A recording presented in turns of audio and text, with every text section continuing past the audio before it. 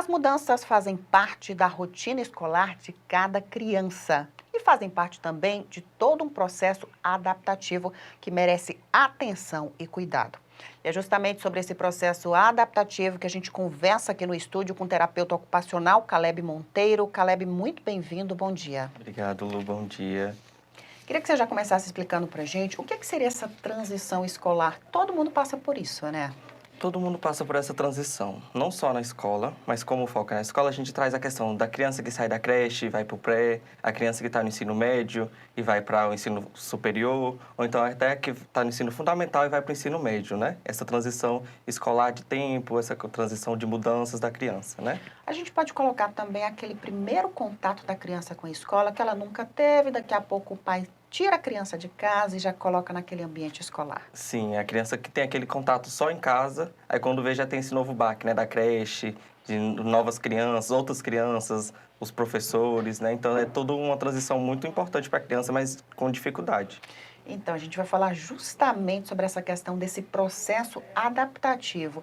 Para a gente que é adulto, já é difícil você sair de um ambiente, vamos colocar um trabalho, né? Você sair Uhum. de um ambiente de trabalho para entrar em outro, então você cria uma pressão, cria uma ansiedade. E para a criança, como é que isso funciona?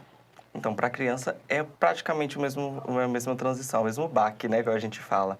Porque, assim, quando a criança está acostumada com um contexto e é inserida em outro, vem toda essa questão do medo, das ansiedades, da possível frustração que a criança pode ter. Então, tudo isso gera esse desconforto. Então, a gente tem que trazer o máximo de cuidado, o máximo de atenção para que a criança entre com qualidade e com o mínimo de desconforto possível, né? Você trouxe algo importante, entrar com esse cuidado para que ela possa ter menos desconforto. Mas como é que a gente vai identificar isso e como colocar isso na prática? Porque assim, às vezes, não, vai lá, filho, é isso aí, são novos coleguinhas, é uma nova turma, é um novo horário, mas nem sempre a criança entende, né? Isso. O principal ponto que os pais e a escola têm que perceber é respeitar o momento da criança. A criança tem um tempo para adaptação, como todos nós temos no emprego, em todas essas questões. Então, é respeitar o tempo da criança e sempre estar dando apoio. Se a criança tiver uma dificuldade para entrar, entra com a criança, mostra a sala para a criança, né, ou para o adolescente, que também tem muita dificuldade dessa questão de ensino médio. Então, sempre estar acompanhando e respeitando esse tempo e as frustrações da criança, né? Eu vou trazer aqui um exemplo meu.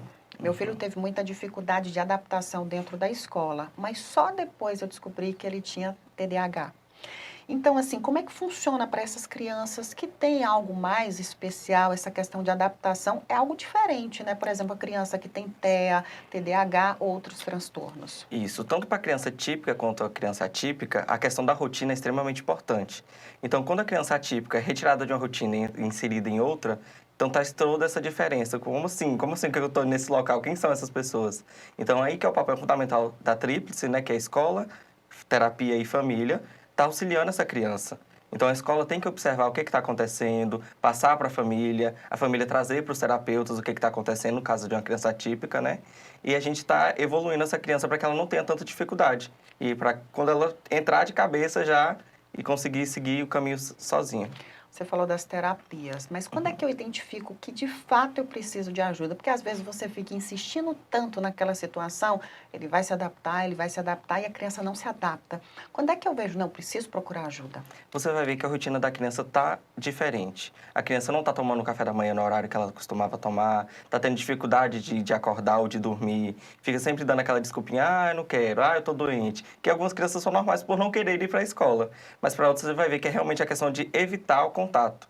Então, quando você vê que tem umas 2, 3 semanas que a criança ou adolescente não está conseguindo manter a rotina que tinha antes, aí é o papel do pai, da mãe, né, dos pais procurarem um suporte. As terapias funcionam mesmo? Como é que funciona? Porque lidar com criança não é fácil, né? Ela está naquele processamento, ela está aprendendo muita coisa e ela é muito imatura em relação o que ela recebe. Como é que funciona essa questão do trabalho com a criança? Então, eu, como terapeuta ocupacional, trago a questão da ocupação da criança, que é o brincar. Então, a ocupação principal da criança é o brincar. Então, a partir do brincar, a gente vai trazer situações para a criança para que ela possa desenvolver futuramente essa autonomia, para que ela consiga continuar o caminho dela. Então, o erro do pai ou da mãe é não acreditar na terapia e achar que não, eu consigo, vai lá e dá certo. E a criança tem mais dificuldade. Aí ela vai crescer com essa dificuldade e futuramente, quando o pai precisar de suporte, vai ser um pouco mais complicado. A gente está falando de criança. E quando a gente fala de adolescente? Porque eu acho que quando chega nessa fase da adolescência, é tudo mais difícil. É bem mais complicado na adolescência. Mas a gente pode trazer a questão da análise também, né? O terapeuta ocupacional, quando está inserido no contexto escolar com o adolescente, a gente sempre faz uma avaliação específica e traz para os pais o que está acontecendo. Então, a gente faz uma avaliação, faz uma intervenção e já fala, ó pai, ó mãe, está acontecendo isso, o que a gente pode fazer junto? Porque tem que ter esse apoio da família, da terapia e da escola. Você trouxe um ponto importante. É como se fosse uma rede, né, de É apoio, uma um rede de ajudando o apoio. outro. Uhum, é uma rede de apoio muito importante, né? A tríplice, né? Como algumas pessoas falam.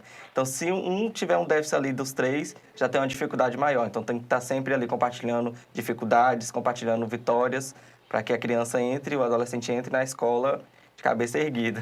A gente está no finalzinho de ano, então a galera, praticamente a maioria já está de férias, mas janeiro está chegando aí, muitas escolas já voltam no finalzinho de janeiro.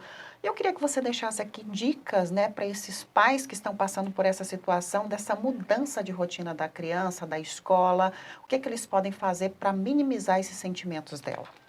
Então, a primeira coisa que pode fazer é respeitar, né, a criança ou adolescente, o espaço dela. E sempre estar ali dando parcerias, por exemplo, vai entrar no ensino médio, né? Ou a criança vai entrar no ensino médio. Então, assim, o que o pai pode trazer para essa criança de antecipar um pouco essa questão? Ah, vai ter biologia. Então, o pai, ó, o bichinho ali, o que a gente pode trazer para a criança já ir se adaptando com nessa nova situação, nesse novo contexto. Então, assim, respeitar o momento, ser parceiro do seu filho, da sua filha, para que ela entre sem medo. E se tiver medo, o mínimo possível. Queria muito agradecer a sua participação. Muito obrigada. Eu que agradeço o convite.